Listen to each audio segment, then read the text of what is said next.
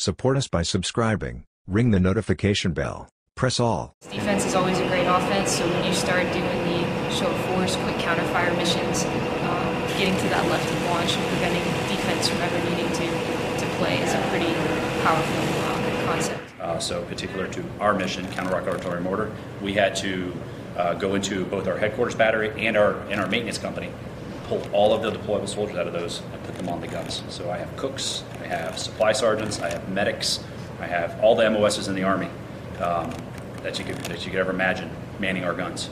They went through a series of new equipment trainings, they went through certifications, and they're as good and as effective as my 14 series soldiers. So it's one team, one fight. I'm hitting 18 years next month, and this will be my 7th deployment between Iraq and Afghanistan.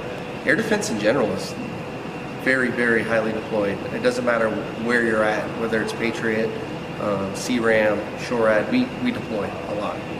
There's just less of us, and there's a huge requirement out there across, a huge area of responsibility.